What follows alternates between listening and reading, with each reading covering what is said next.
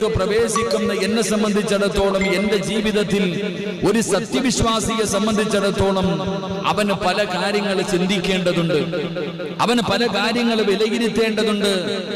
എന്റെ പ്രിയപ്പെട്ട സഹോദരങ്ങളെ, ഞാൻ മരണത്തിലേക്കാണ് ഒരു കൊല്ലം അടുത്തിരിക്കുന്നത്. അല്ലാഹു എനിക്ക് തന്നിരിക്കുന്ന ആയുസ് പടച്ചവനെ 10-30 വയസ്സ് കഴിഞ്ഞ് 34ാമത്തെ വയസ്സാണ്. അല്ലാഹുവേ, കുല്ലും മ്രിഇൻ മുസബ്ബഹും ഫീ അഹ്ലിഹി വൽ മൗതു അദ്നാ മിൻ ശിറാകി നഅലിഹി.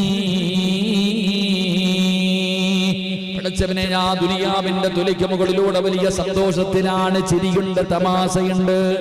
എപ്പോ നോക്കിയാലും പ്രായം മറന്നുകൊണ്ട് ചിരിക്കുന്ന മുഖത്തോടെ കളിയും തമാശയും പറഞ്ഞ് ഞാൻ ഇങ്ങനെ ചിരിച്ചു കളിച്ച് നടക്കുകയാണ്. ആ ചിരിച്ചു കളിച്ച് നടക്കുന്ന എന്നോട് കവി പറയുന്നു, സിറാജേ, ഭാര്യയുടെ കൂടെ, മക്കളുടെ കൂടെ, കൂട്ടുകാരുടെ കൂടെ നീ ഇങ്ങനെ ആസ്വദിച്ചുകൊണ്ട് ദുനിയാവിന്റെ തൊലിക്ക് മുകളിലൂടെ നടക്കുകയാണല്ലോ. എടാ, നിന്റെ കാലിൽ കിടക്കുന്ന ചെരുപ്പിൽ ഇടയ്ക്കുന്ന നോക്കടാ. കുല്ലും മ്രിഇൻ മുസബ്ബഹും ഫീ അഹ്ലിഹി വൽ മൗതു അദ്നാ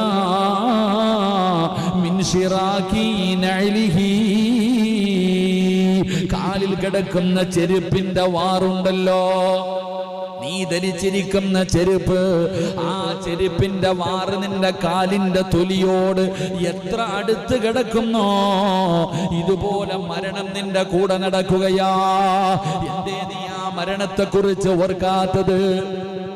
എന്തേ ആ മരണത്തെക്കുറിച്ച് നീ ചിന്തിക്കാത്തത്? മരണം നിന്റെ അടുക്കലേക്ക് അടുത്തുകൊണ്ടിരിക്കുകയാണ്. അതാ മലക്കുൽ മൗത്ത് അസ്റായീൽ, ആ മലക്ക് നിന്നെ തേടി വരുന്ന ദിവസങ്ങൾ അടുത്തുകൊണ്ടിരിക്കുകയാ.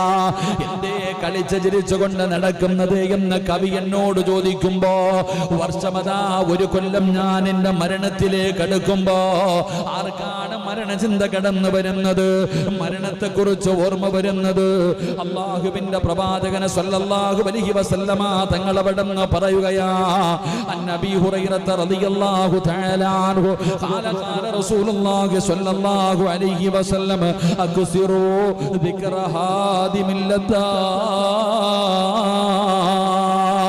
പുതുവർഷത്തിലേക്ക് കടക്കാൻ മണിക്കൂറുകൾ എണ്ണി കാത്തിരിക്കുന്ന മനുഷ്യ, മുഹറം മാസത്തിനെ സ്വീകരിക്കാൻ തയ്യാറെടുക്കുന്നവന് അല്ലാഹുവിന്റെ പ്രവാചകൻ സല്ലല്ലാഹു അലൈഹി വസല്ലമ തങ്ങൾ പറയുകയാണ്, നിന്റെ സ്വർഗ്ഗ ആഡംബരം, നിന്റെ സുഖങ്ങളും, നിന്റെ സന്തോഷങ്ങളും, നിന്റെ സ്വപ്നങ്ങളും, നിന്റെ പ്രതീക്ഷകളും, നിന്റെ മോഹങ്ങളും സർവ്വതും തകർത്തു കളയുന്ന അതാ മരണമെന്ന് പറയുന്ന ഒരു മഹാസംഭവമുണ്ടല്ലോ, മരണമെന്ന് പറയുന്ന ഒരു പ്രതിഭാസമുണ്ടല്ലോ.